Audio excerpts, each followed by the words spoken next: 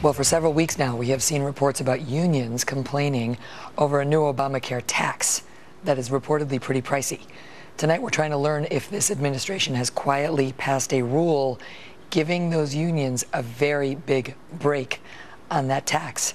Trace Gallagher has the story. Trace? That tax you mentioned, Megyn, is called a reinsurance fee, and it's on nearly every health plan for the first 3 years. It's meant to raise about $25 billion over those 3 years to help pay for people with pre-existing conditions. If the change is approved, nobody would be exempt next year. But in 2015 and 2016, groups that act as their own insurance companies and their own claims processors would be exempt. So unions that self-insure would greatly benefit. Republican Senator Orrin Hatch says, quoting here, "It certainly looks like the Obama administration is looking at a special deal for unions, which is deeply concerning given the problems that all Americans are facing due to Obamacare." Now, the unions argue this is not aimed solely at them, and it's not nearly enough. The laborers union says, again quoting here, "As the new regulations offer no substantive relief for our health care plans, the laborers union will continue to look for opportunities to fix this egregious tax on our members and their families." Remember, the unions fought to help the president get elected and fought to pass the Affordable Care Act. But when the president extended employers from joining Obamacare until 2015, the unions felt left at the altar. The unions then demanded tax breaks and subsidies, arguing that health care would result in union workers losing both hours and jobs. Remember this? Listen.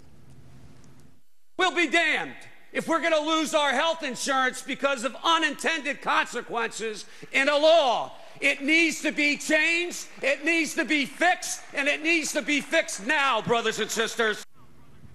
But the administration said no to those subsidies, and now very quietly, Megyn, they are pushing this new fee-reducing tax, and it could give them a pass and pass the cost on to somebody else. Megyn. Wow. All right, Trace, thank you.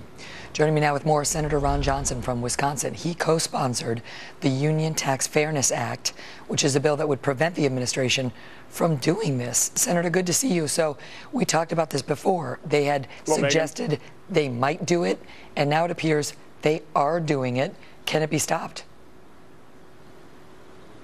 Well, we're hoping so. You know, last time I was on here, and this is Senator Thune's bill, and I'm a co-sponsor.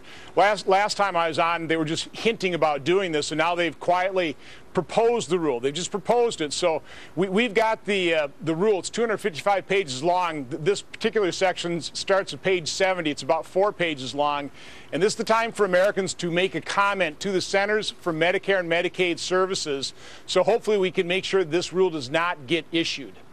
Now, the problem with this is not only does it give the unions, you know, a big kiss, basically, in the form of dollars, but it leaves the rest of the people who are supposed to be paying this tax, which amounts to $25 billion, it's meant to cover the pre-existing condition coverage, footing the rest of the bill. So now their bill is going to go up, and HHS was asked about that, Senator, and they said it is true that the fee will be higher for the other plans that still have to pay the fee.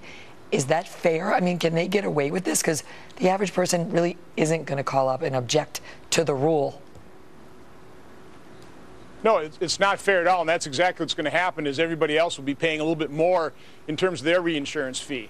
And you know, Megyn, basically what this is a political payback. This is trying to rally his base, which he is losing, and it's just simple cronyism. So he's rewarding his political cronies, and it's not fair at all, which is why I think Senator Thune had a pretty good title for his bill, Union Tax Fairness Act. We need to insist that this president treats the unions fairly, actually treats all Americans fairly in comparison to the unions.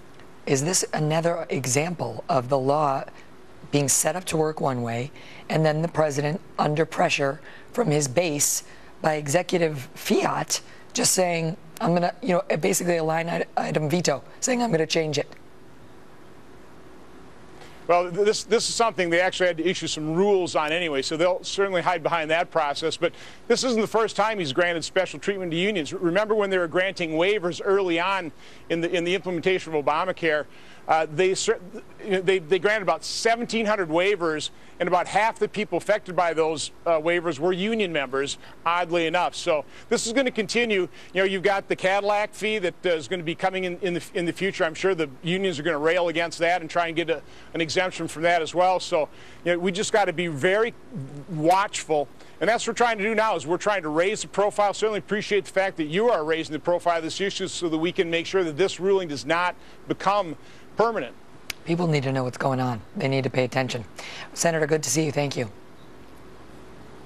Have a great night. Hope your voice heals. Thank you very much. Getting all sorts of recommendations from our viewers, which I appreciate, although I don't think I can take prednisone during the break. I'll see if, does anyone have that? I'll get back to you. Thanks, John. Also tonight, what's behind a new push from the Democrats to defend the president on his promise about if you like your plan, you can keep it. We'll show you how Harry Reid is now trying to explain this away.